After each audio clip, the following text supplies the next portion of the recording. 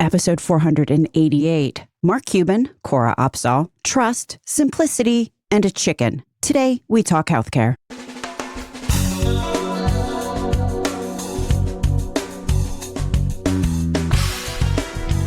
American healthcare entrepreneurs and executives you want to know. Talking. Relentlessly seeking value. If you are listening to this prior to October 9th, 2025, go to the 32BJ Changing the Playbook on Hospital Prices event where Mark Cuban will be keynoting. Cora Opsahl will also be speaking, and I will be there listening. Link in the show notes. So, trust, simplicity, and a chicken. Yeah, this is where this whole conversation with Mark Cuban and Cora Opsahl winds up. And it is a barnstormer because you know what some really good advice is for anybody trying to do right by patients and taxpayers and plan sponsors? It will take trust. It will take making the complicated as simple as possible. And also, if you could pay with a chicken, like in the good old days, that would be messy, I can say with confidence, having grown up in Pennsylvania Dutch country where there are many, many chickens, but also being able to pay with a chicken could also indicate that healthcare prices are reasonably chicken proportionate and that the doctor-patient relationship is good enough to break bread or have chicken. That last part is really important, and Cora Opsahl says this at one point in the episode that follows. It doesn't matter how wonderful the transparency or the financing. If the prices are insane and there's no more reasonably priced options in any given market, then yeah. Shane Cerrone says in an upcoming show, he says, we do not have a broken healthcare market. We do not have a healthcare market. There is no market. Okay, so you could call this conversation a continuation of the episode with Ann Kempsky, episode 444, entitled, Two State Healthcare Laws Often Don't Go as Planned. But it's not just healthcare laws that often don't go as planned. It's some very foundational constructs that we have built the healthcare sector upon that may also not go as planned. The healthcare sector is like a game of pachinko. You chuck an input into the mix and it will bounce all around into all the perverse incentives and human beings and the non-market that we have. And who the heck knows what is going to pop out the other side? It's like game theory at its most unpredictable. So in healthcare, there are many, many examples of when the solution to a problem arguably creates worse problems than the problems the solution was trying to solve for. But we, Mark Cuban, Cora Opsahl, and I, are going to shake our fists at two such solutions today. High deductible health plans, or just high deductibles in general. And then self-insured employers trying to solve the complexity of the healthcare industry by hiring consultants and middlemen, middle people, and other vendors to navigate the pachinko parlor, that is our $4.9 trillion healthcare sector, on their behalf. Now, I am not in any way saying the spirit of these two endeavors, high deductibles and hiring consultants and middlemen, weren't wholehearted.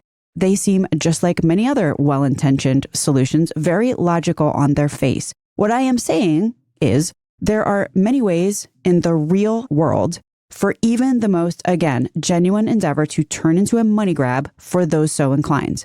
While at the same time I'm saying all this, I am also very much saying that there are some amazing consultants and middle folks, such as independent third-party administrators, otherwise known as TPAs, and PBMs, pharmacy benefit managers, who are transparent and hold themselves accountable to the fiduciary responsibilities that their clients are held to in real terms, not just in marketing speak, with 40 pages of disclaimers following. There are great folks out there, many of whom listen to this podcast and are part of our tribe on the regular. And to you, I say thank you for being here, because it takes all the knowledge and more from every one of the guests featured in these past 487 Relentless Health Value episodes, plus treating every day like a school day, to make sure that we all are not getting shanked from behind by some innocent-looking contract term that turns out to be anything but. The conversation that follows starts out talking about high deductibles, naturally segues into how third-party intermediaries can actually exacerbate the issues here. Then we get into transparency, financing, clinical organizations taking on risk, and the benefits and challenges of direct contracts. Then Mark lays out a vision for the future. Okay, I want to get to this conversation. If you are a new listener here, and you might be, because Mark Cuban, let me just inform you that this podcast is largely listened to by those who work in the healthcare industry. So you are going to encounter acronyms You will also encounter me referencing earlier episodes because surveys say listeners really appreciate these callbacks to go get additional information about any given topic. You can get what amounts to a personalized Masters of Healthcare Administration curriculum if you follow the episode threads long enough. And that was a direct quote from a listener. About the acronyms, they are holy terrors, and we in the healthcare industry are chock full of them. In the show notes, I will put a list of acronyms that come up so that you can follow along at home if this is your first day at our rodeo. Also, in the show notes is a transcript of this show along with links to all of the mentioned episodes. Okay, here's my conversation with Mark Cuban, who is Mark Cuban, and also CEO and founder of Mark Cuban Cost Plus Drugs. Also, we have Cora Opsahl, who is Health Fund Director of the 32BJ Health Fund and an expert in many things healthcare. My name is Stacey Richter. This podcast is sponsored by Aventria Health Group. Today, we are going to talk about solutions where the proposed fix winds up, maybe or maybe not, being as bad or maybe worse as the original problem the solution was supposed to fix. So today, here to discuss this topic, we have Mark Cuban. What's up, guys? And Cora Opsahl. Hey, everybody. Welcome to Relentless Health Value. So let's start with solution one, high deductible health plans, just high deductibles in general. Let's just talk about the why high deductibles got set up in the first place, which was this idea that if patients had a little skin in the game, that healthcare costs would come down. That was the original rationale behind the raising of deductibles in these so-called consumer high deductible health plans, CHDHPs. Make people spend their own money first, and then they'll be smart shoppers. How's that working out? Yeah, high is high. I don't know whether to take high in the cost sense or high in the smoke them while you got them sense, because if you can't afford your deductible, your insurance is worthless. If we're talking copays of $5, $10, $15, $20, $25, okay, a discussion can be had. But if you've got a $4,000, $5,000 deductible and your max out of pocket is $19,200 for your family, you're screwed. You really don't have any healthcare protection at all. Yeah, we often talk about patients being functionally uninsured because if your deductible is more than you have in your bank account, then you can't afford to use your own insurance. How do you see that working out on the ground, Cora? High deductibles had a really solid reason behind it, right? The idea was people need to be able to have an understanding of why they're using their insurance. But functionally, I agree. We're creating a class of uninsured folks.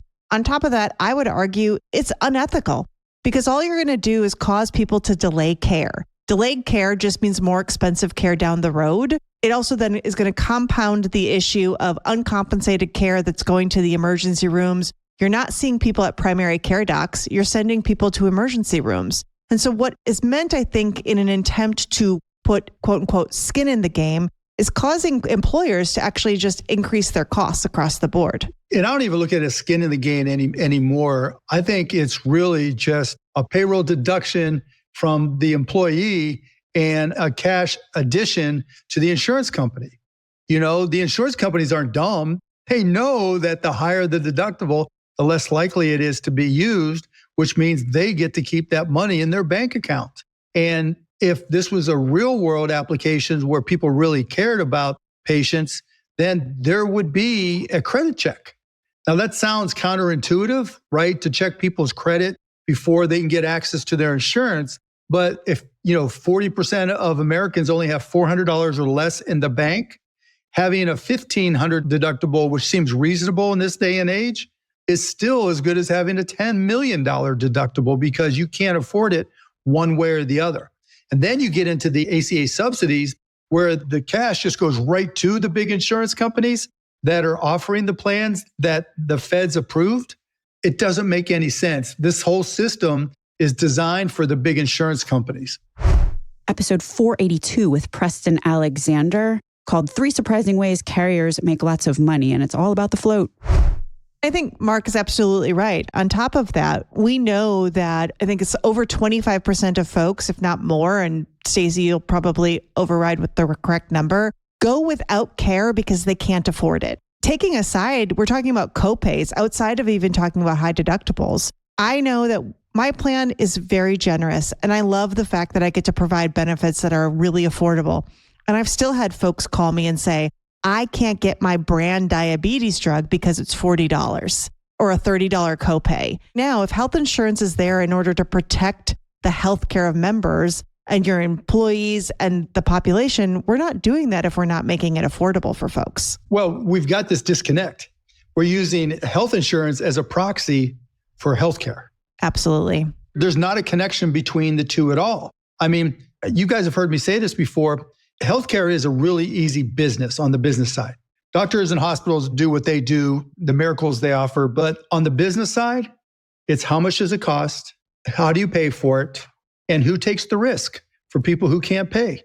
Those are the only three questions that need to be answered on the business side. Yet we don't try to answer those questions. We just presume that the health insurance industry is going to take care of everything. Mark, I want to just do a callback to something that you said the other day, which is that the higher the deductibles, the more the providers themselves, in a way, become subprime lenders. Yes. Which basically also means, it's funny if you start thinking about it paradoxically, the carriers who are often perceived as the ones taking risks, and in the case of self-insured employers, it's the providers who may arguably be taking more risk than the carriers. You're exactly right. Think about what happens. A member gets sick and needs to go to the doctor, and they have just $1,000 deductible, right? The doctor refers them. They went through the primary care doctor, which was included in their plan, let's say, and they're recommended to a hospital.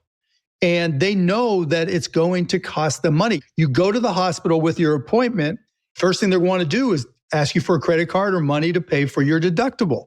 Now, the hospital is in a quagmire right there, right? They have a paradox right there. Because if they don't provide you funding for your deductible, then they can't get the money that would come from the insurance company post-deductible. And so not only are they using third parties to fund uninsured people, but they're using them to fund deductibles now as well. What's the whole point? Why do we need insurance companies at this point at all if they're not truly taking the risk? I mean, and I would also mention, I think, Mark, you're spot on, but even beyond that, when you think about it, you've got the provider who now is going to be actually in the debt collection business, right? They're not in the healthcare business. If you think about it, it's part of the reason that the solutions that are out there, such as direct contracting, where you get to remove these cost share, components and remove this. I mean, I think, Stacey, you were just talking about the average is one administrator for every two providers. Listen to episode 486 with Dr. Stan Schwartz, where we get into hotboxing patients for co-payments and also just how many administrators that takes on the clinical organization side to manage what amounts to a debt collection business. If we can shift that where you've got the one administrator for 10 providers, you're then actually providing healthcare. Right. And, it stops people from being afraid to go to the doctor. Debt collection, I think, is also a really interesting thing to start thinking about, because if you're a large consolidated health system, huge endowment, lots of people, rev cycle management, the whole works, you may be well equipped to essentially be a bank, if you will. Even then, when you talk to their CFOs, they're saying they have, a 50% rate of debt of people not being able to pay. And so they're losing 50% of that, which creates a not so virtuous cycle, right? So they're increasing their interest rate, all playing all these games to compensate for that, even if they're big. And if you're small, or if you're urban, or if you're rural, I think to your point, you're stuck. I will also just point out at the JPM conference, there was a big consolidated health system touting the credit cards that they are offering to the patients. They should. That's not a bad thing. They were making more money off those credit cards than... I'm okay with that if the rates aren't usurious, right, or just awful, then I'd be like, okay, they're going to give me credit. And so I'll go to the doctor. And as long as it's something reasonable, I'll just plan to go to the doctor and make an appointment there. That works. I mean, true. I agree, Mark. It does work. But I think what you're talking about is the reasonability related to the credit card. But let's talk about the reasonability of prices. I mean, you got to talk about both hand in hand, because right now prices are unreasonable. If you know what they are. If you know what they are at all, I think we can talk about how transparency is potentially a solution. But again, it's only if you understand how it's actually going to be billed, if you really understand what you're supposed to be looking for, I think we could call out words like DRG and CPT, but I will tell you, when I talk to my mother, she has no idea what I'm talking about. And those are only relevant to insurance, right? If there were no insurance companies, would we have DRG codes? No, it'd probably just say, inpatient stay for 3 days or whatever it would be. It's something that makes sense to the normal person. Yep. But I think we have a fundamental reasonability problem. If you look at all of the studies right now that are coming out about what they expect premium increases to be are, 9, 10%. I think the funny thing I always find interesting is the insurance companies are saying their premiums are going to go up 9%. The insurance companies are the ones who are negotiating the prices that are also going up 9%. I think what we should be replacing the word premium with price. Dr. Stan Schwartz was on the pod a couple of weeks ago, and one of the things that he said, which I think is very apropos here, he said, so much of what we call expense in medicine is simply pricing failure. Yeah. I mean, and it's the all-time question. Why is it any schmo with a credit card can walk into a hospital and pay the cash rate, which can be less than half of the rate negotiated by the biggest, most powerful insurance companies? Listen to episode 425 with Marshall Allen, or there's a bunch of shows about this topic, but just how common it is for it to actually be cheaper for a patient to pay cash than to pay the insurance negotiated price, right? Going in with no insurance is cheaper than going in with insurance. Plus, it's the whole cycle management of billing, because the amount negotiated is not what the insurance company is going to pay anyways. They'll say that hip replacement's negotiated rate is $15,000. Somebody gets their hip replaced, the bill goes to the insurance company and they pay $12,000. Then they go to the hospital and they say, that's what we're paying. If you don't like it, sue us, or do whatever. And so the hospital now has who knows how many administrators or lawyers who just negotiate and sue. And when you talk to a CFO about that, they say 3 to 5% of their revenue is lost because the insurance companies just underpay. And when they underpay and when denials come, and denials, half the reason of denials aren't to deny, but to delay, so they get the time value of the money from the premiums, right? And so you have denials, you have the underpayment. So what do hospitals do in response? They come up and they invent new ways to generate revenue. They increase prices, they do facilities fees, they play all these games. They acquire independent practices that were in the same building as them, but now it's inpatient because it's the same building as the hospital and they own them. All the private equity games that are played that way. There's all this financial engineering when we just need to simplify it. And that's to your point earlier, Cora. That's why we're doing a lot with direct contracting. And as much as I can, I'm pushing companies, direct contract, and providers as well. I mean, just think about it. If we just got rid of, if the American Hospital Association just created their own network and just said, hey, we want all of our hospitals to join this network and offer their cash prices to anybody willing to pay cash, including employers, the whole system could change. But I think this is one of the things is that it's easy, I think, to think about it in a fully insured market, kind of what you're talking about, Mark. But when we pivot to self-funded employers, right, I think it shifts a little bit because the self-funded employer is ultimately paying the bill. And taking all the risk and taking all of the risk. And I do believe there are self-funded employers, 32BJ Health Fund being one, who want to direct contract. But that also means, though, that you got to find the hospital and the provider who wants to and has the capacity to, because they're going to say, drive all of my volume here. But if you already cost more, I always think about it. I don't want to pay for an outfit if all I need is the t-shirt, right? I think about that all the time. Right. And right. Or even a better analogy is, why, if I can get a white t-shirt from Target just as good as the white t-shirt that I'm getting from Macy's or the white t-shirt I'm going to get from Nordstrom, sending all of my people to Nordstrom who's getting me the Macy's price when I could probably send people to, when I don't have to engage and get the Target price.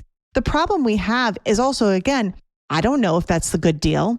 Yeah. Right? No transparency. Yeah, there's no transparency. Episode 436 with Elizabeth Mitchell, or episode 480 with Kimberly Carlson, or the earlier show with Cora Opsahl.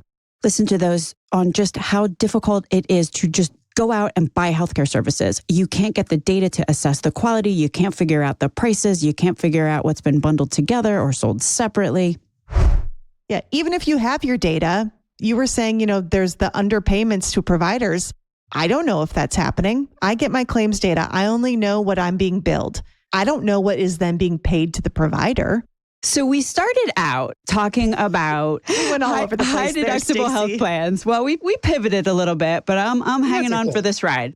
So we started out talking about what the problems are with high deductible health plans. The high deductible health plans were created to solve one problem, which is, obviously patients cannot be moral hazard, the whole nine. You give free health care to people. People are going to take advantage of it in ways we need them to shop. We need them to be judicious with these dollars. So let's give them some skin in the game here. And what has wound up happening is that we have created a very obvious, this would be really hard for anyone to argue against these days, that the idea may have been a decent idea at the beginning, but it has pivoted to let's cost shift to employees. And insurance companies or carriers, let's just say, because many times if they're dealing with a self-insured employer, they are not insurance companies any longer. They are administrating the risk for the employer, taking none themselves. But in those situations, then you have the carrier who's like, wait, I can take advantage of this because, as Mark said, you've got the float, you've got all kinds of things that can be happening there from the carrier standpoint. Meanwhile, the self-insured employer also, if you have and this was alluded to by Mark as well, if you have a CEO who's like, well, $5,000, like whatever, I can find that in my couch cushions, then they are buying a plan for themselves, not necessarily their $18 an hour. It's not the core competency to understand their benefits at all. And even though it's the second largest expense line item after payroll, as Cora knows very well, it's hard to dig in. I was just as much of an idiot with the Mavericks and my other companies. I had no idea I was getting ripped off. But for our employees and their families now, as Cora knows, we're doing all direct contracting. And slowly but surely, we're adding more and more providers. We're up to like 8,800 providers in our network right now. And so we're getting there. But what we tell them and the reason they're willing to give us their cash price or something close to it, sometimes we work off of Medicare as a reference. We tell them, A, we're going to pay you cash up front. B, there is no employee deductible. It is compensation for our employees one way or the other and their families, right? You can pay it up front, pay it via healthcare, whatever it may be. And so you're not taking that collection risk. You're getting paid the full amount, and we'll do all of the pre-auths in advance. By the time it gets to you, it's already been approved, and you take no pre-authorization denial or denial risk. And they're like, no credit risk, no underpay risk, no pre-auth risk. Where do I sign up? Now, the catch is, and why some have been hesitant, I should add, is we're also going to publish those contracts. And so we're going to create something called Cost Plus Wellness. And hopefully, knock on wood, this or next month or soon, we're going to start publishing those contracts so every employer can see them. So to Cora's point, in terms of transparency, we'll see what the hospitals and doctors and dentists and et cetera are charging, what the MRIs are costing, what the CAT scans are costing, whatever it may be. And you can compare.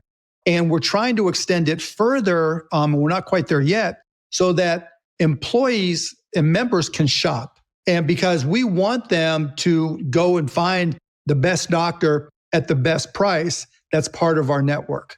We want them to be able to be the most confident.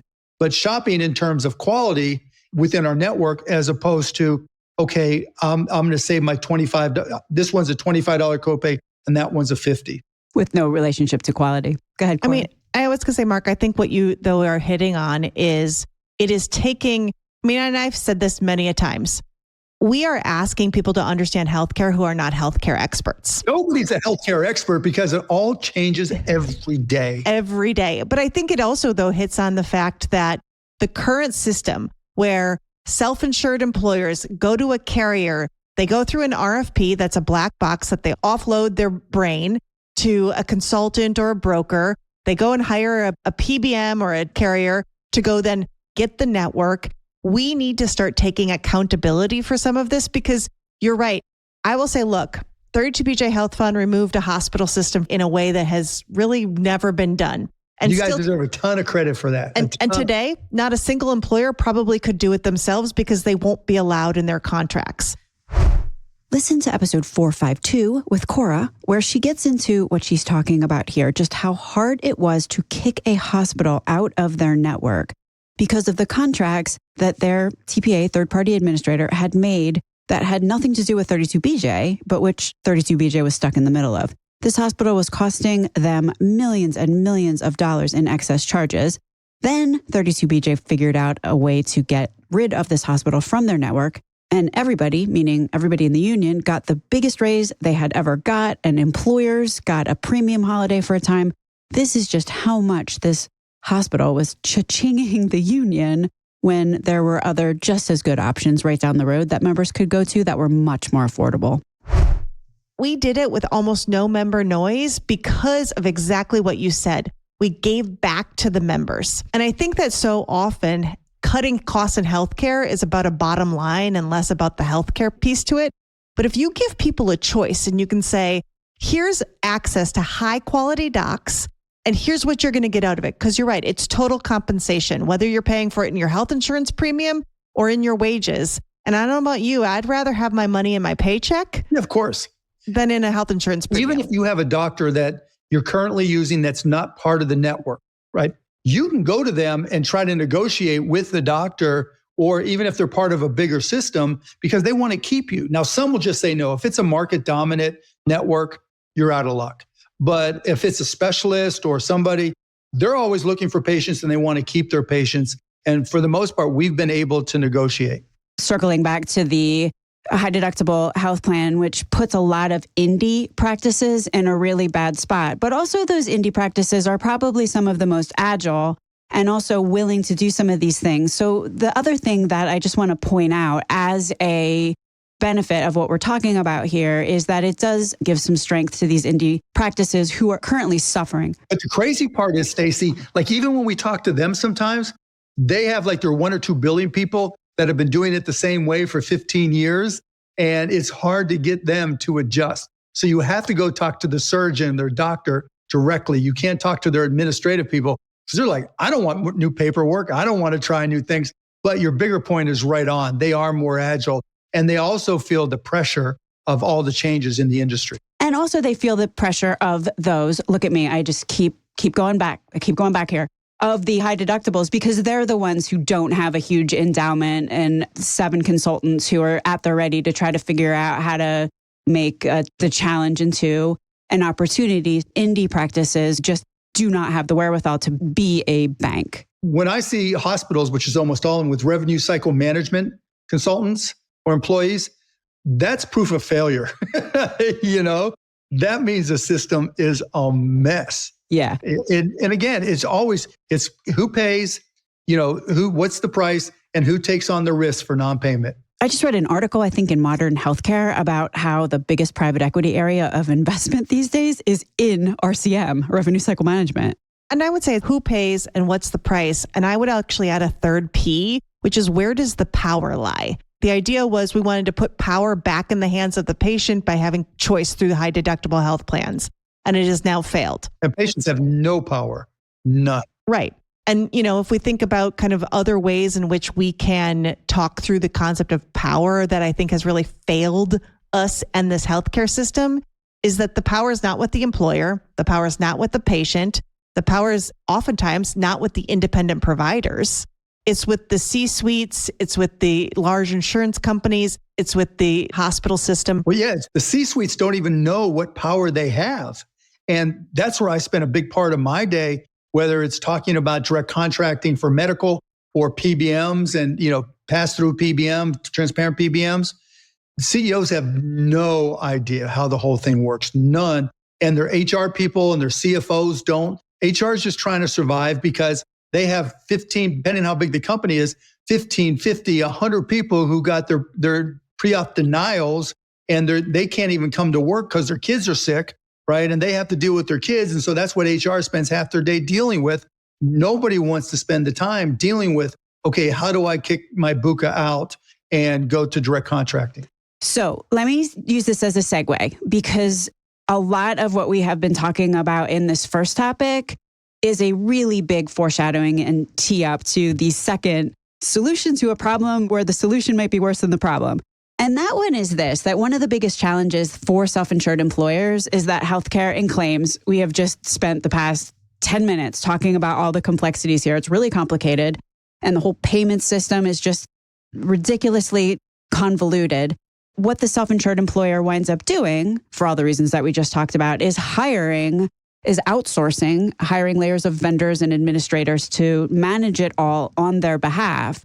But then again, you wind up with this layer in the middle, and we have just talked at length about how that solution might be worse of a problem than the original problem, which is this is really complicated and actually exacerbated the complexity because you throw a whole bunch of consultants in the mix, you throw the sprawling bureaucracies in the mix, you throw people who have spent the past 10 years. Why does all that happen? The only reason that happens is to justify a lower level decision to HR, which then justifies it to the CFO and or the CEO.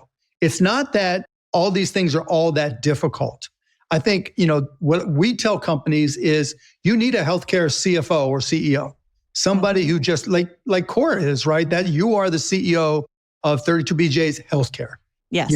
Your whole mission is to optimize for outcomes for patients, your members, and the economic side. Any company with 500 or more employees, maybe smaller, can afford to pay somebody $150,000 to do just that and get a return on their money almost immediately because they just don't realize just how much money they're leaving on the table and how badly they're getting ripped off.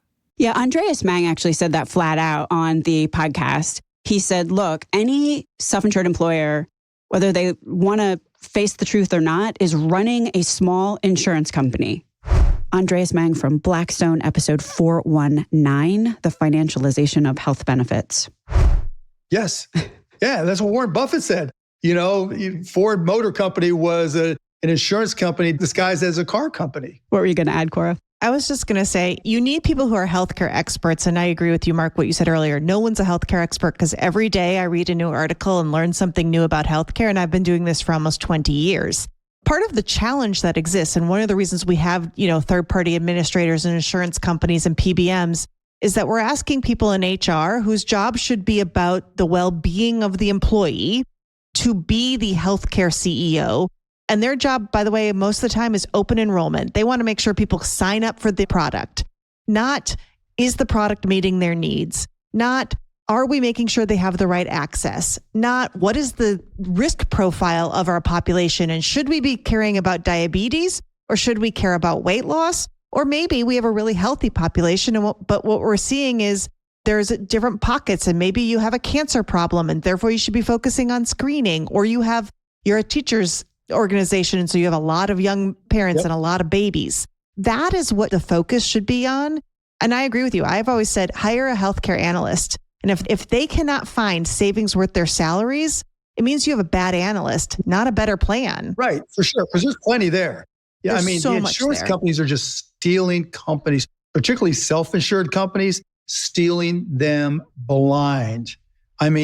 That's why they continue to vertically integrate and buy up every company they can, because that's how you play hide the salami. That's how you hide all the numbers from regulatory agencies. I saw a stat that I won't mention the name of the biggest insurance company, but we can guess who it is, has over 2,500 subsidiaries and $161 billion in annual intercompany transfers. Now, that $161 billion is 0.3% of the GDP of the United States of America. 0.3% of the GDP. Episode 482 with Preston Alexander, called 3 Surprising Ways Carriers Make Lots of Money. It's about the float, but also these intra-company eliminations. Listen to that show if you didn't understand what I just said. That's insane when you think about it. But the bigger they get, the easier it is to hide things. So if you have an MLR of 80 to 85%, but you get your PBM to charge you more, you're good, right? If you're a carrier and you have a rate for a provider and you gross it up some for your self-insured sponsors so that balances their book of business for Medicare and Medicaid and kind of works in the interest of the carrier and the provider, then okay, but what about the employer that's paying too much? It doesn't matter. But they have, going back to what Cora says, it all comes down to leverage and power. There will be some networks that have more power in certain markets, but more often than not, the insurance companies, the reason they're so powerful is because between the lives that they insure and the lives that are on the formularies of their PBMs, they effectively control all patient and all revenue flows for the entire $5 trillion healthcare industry. I think I agree with everything you said. And I will say over the last 2 years when we've gone out to RFP, and I've had a lot of conversations with a lot of PBMs, I've had a lot of conversations with a lot of insurance companies. On more than one occasion, I have spoken to these consolidated entities and said, you're trying to sell me a cost savings. Here's a high performance network. We're going to drive this, do copay differentials. And I finally raised my hand one day and I said, you're the one negotiating the price. Why not negotiate a lower price?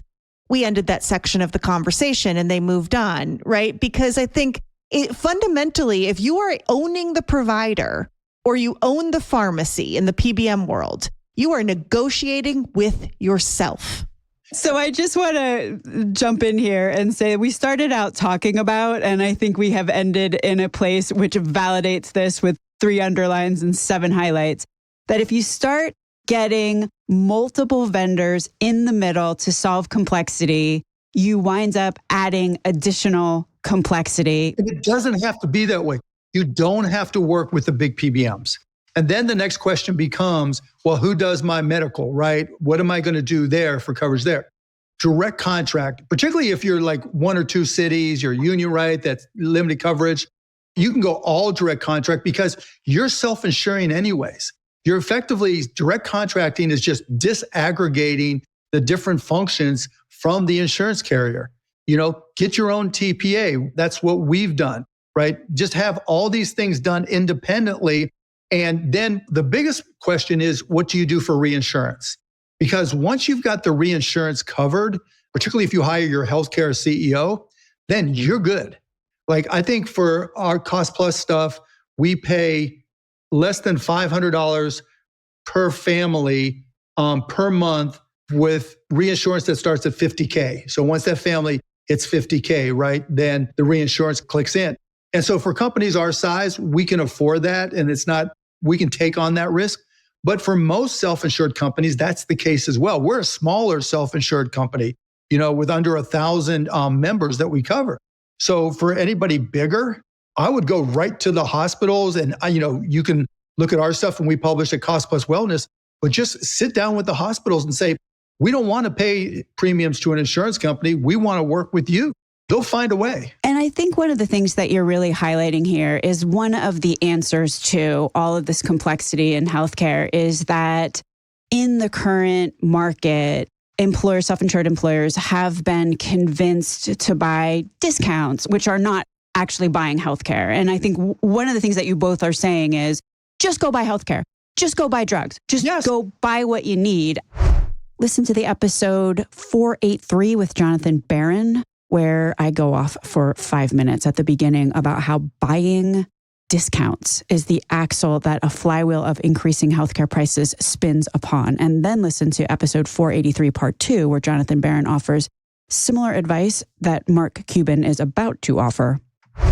The only hard part at all is putting together a network. That's it. And in most cases, the carriers will sell you a wraparound network, for $18 per member per month. And if they won't, again, work with the biggest hospital system in your town, and they'll find a way to do it too, because they don't like working with the insurance companies either. It's just that they don't know how to go out there and sell direct contracts, and people typically just aren't coming to them.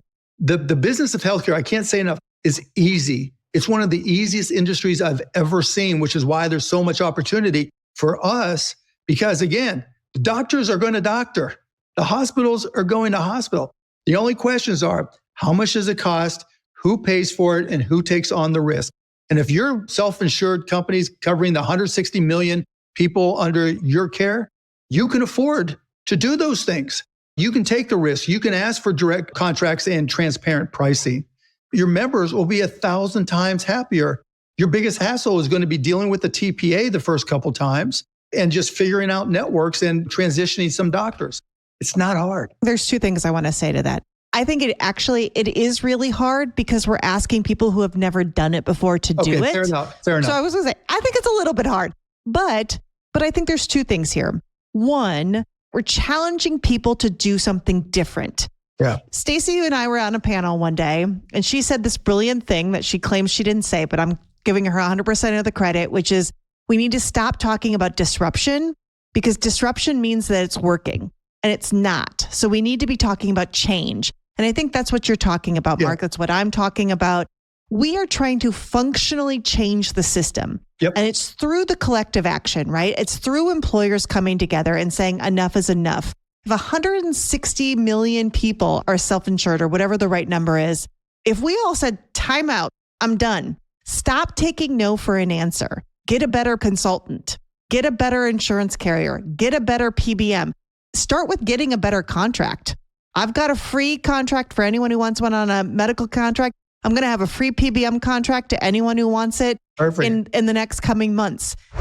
Listen to episode 453 with Claire Brockbank discussing said contract, and also episode 484 talking about Health Rosetta / Nautilus Health's open source contracts. That last episode was with Dave Chase. There is so much resource out there for employers who want to do something differently. And I think that's really your point, is that it's not that hard to do something different. Yeah, and just think about it from a macroeconomic basis. We're saving 10, 11, 20% in any given month. That's a lot of money. That's a lot of cash savings for everybody. And trying to find ways to compensate your employees more when healthcare is going up, you can't do it. It's a catch-22. You're literally laying people off so you have enough money to cover your healthcare costs. And then if we can get enough wholesale change, to Cora's point, and things really start to change, healthcare is the biggest tax. Healthcare insurance is the biggest tax on the American people. Like if you look, somebody who's under the ACA, family of 5, makes $125,000 a year for their healthcare with the premium subsidies that are still in place for this year, are paying $1,500 a month, give or take. And so that's $18,000 a year over 120. They're paying 4 or 5 times the amount in insurance premiums that they are in federal income tax. People really don't understand that the biggest tax that they pay are their insurance premiums. And that, if they lose the subsidies, and we can argue whether the subsidies should stay or go, but that same family is going to pay $2,300 a month. And that's before the $5,000 deductible and the $19,200 max out of pocket. A family of 5 making $100 can't afford any of that. Most families, some huge percentage of it, can't afford it. So when employers start changing what they do, to Cora's point, and going to the right consultant, asking the right questions, even if it's a progression, you can't go to direct contracts, year one, but slowly but surely you get involved with your own TP, whatever it may be. Listen to episode 485 with Kristen Dickerson, MD, from Green Imaging, about how if you want to dip a toe into the direct contracting waters, starting with imaging direct contracting is a decent way to go. Over time, that's how we'll change the system. And you're changing it not only for your members, but for the entire country, because we'll all learn that there is a better way. And that tax that we pay in healthcare insurance, we've got to start realizing that's exactly what it is.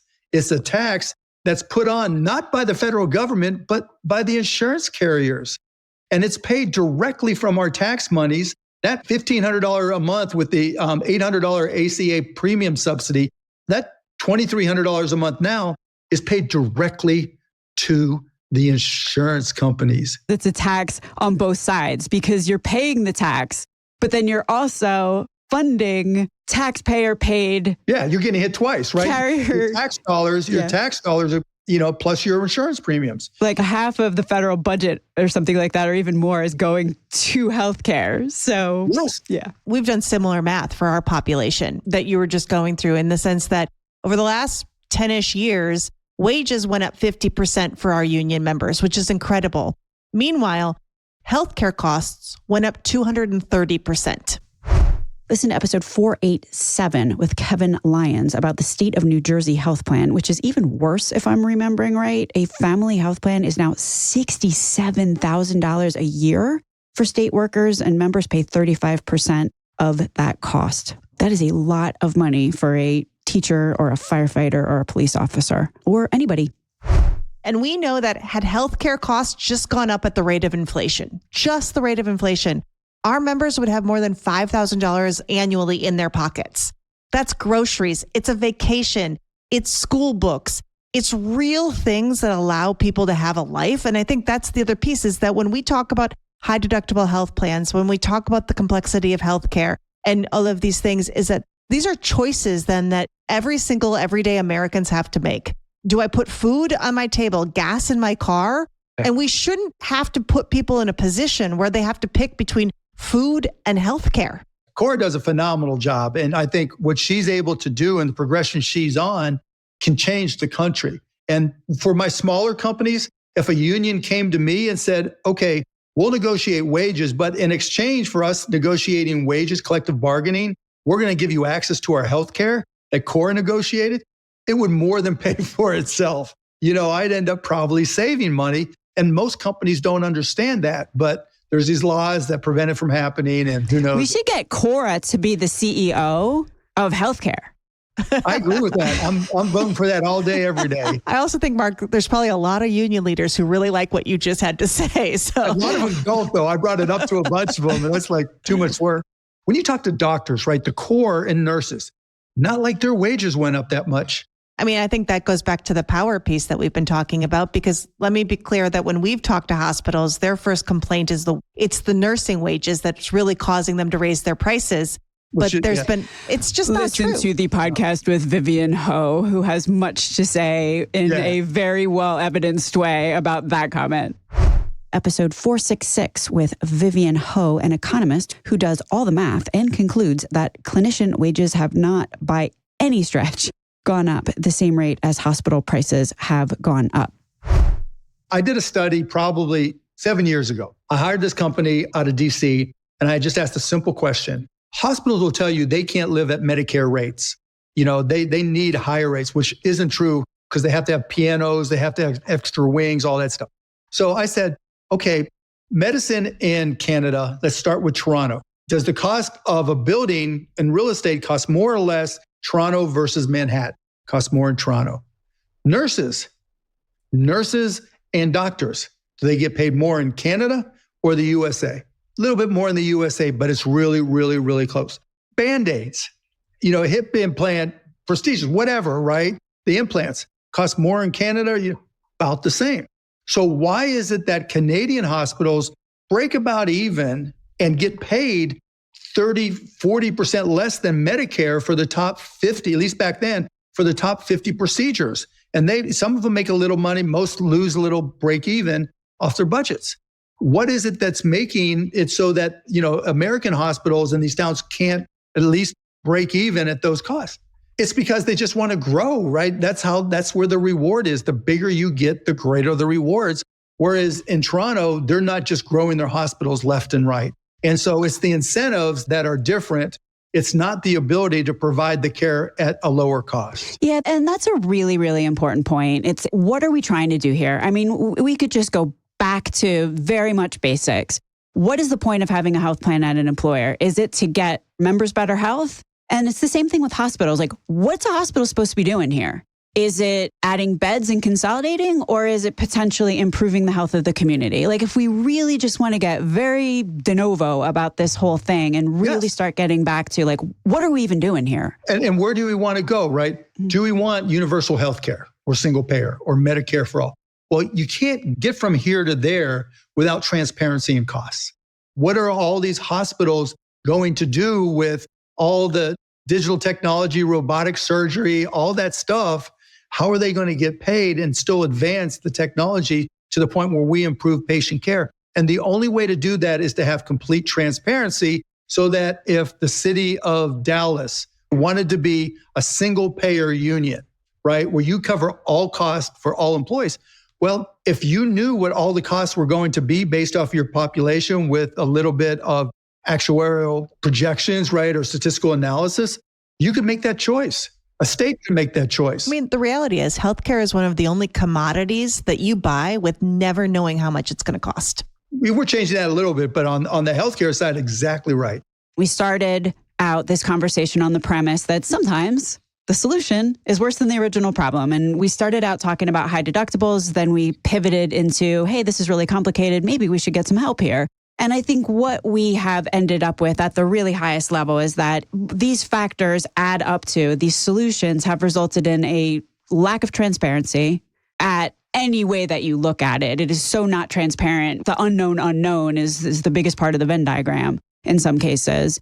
Then we also have pricing failures at a magnitude which is, to quote you, Mark, insane.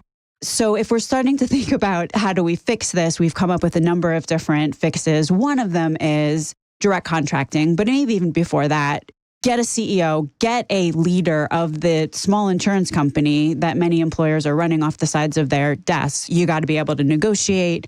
You have to be able to figure out what the strategic imperatives are. I mean, this is really a leadership position. Maybe you want to have a doctor, just saying, who's weighing in, a medical director of some kind who actually, knows doesn't hurt medicine. So those are, I think, the main kind of takeaways that I'm taking away from this. I'm going to ask Cora first, and then I'm going to ask Mark to bring us home here and land this plane. But Cora, do you have anything that you want to add? I would say you can't fix what you can't see. And that is fundamentally one of the challenges we've got in healthcare. You can't see the rising prices. You can't see who's in network, who's out of network. You don't always know what you're going to get. You can't see quality. You can't fix what you can't see. But I really fundamentally believe it really is the collective action of employers, of folks like Mark and Cost Plus and what we're doing, and some of, Kevin Lyons and a lot of the guests you've had on your podcast over the last few years, Stacey. It is the collective action of these voices who are saying enough is enough. We have always said healthcare costs are unsustainable. I think it's about time we start to look at things a little bit differently, and that's what we're trying to do. Amen. I would just tell you, if I was trying to come up with a solution, right, I'd go back to what I said about hospitals offering credit. Think of it this way. If there were no insurance companies, period, end of story, none, zero, and everybody was responsible for paying for their own healthcare at some level and determining what doctors they wanted to work with, if those providers were able to offer credit, but the pricing, let's just say, if they offered pricing that was Medicare, just to use that as a foundational number, I think the solution then becomes, if the federal government is willing to guarantee that credit risk so that provider, as long as they're charging Medicare or under, and maybe some other established price for services like MRIs, et cetera, and taxpayers absorb that risk, as long as the credit pricing was means tested, somewhat like Medicare does. You know how the Medicare premiums, it's 2% if you're FPL, 150% of FPL, you pay 2% of, et cetera, up to 8.5%. If we did something like that, then providers would all get paid. So they wouldn't have to play all these games with facility fees and all the other garbage.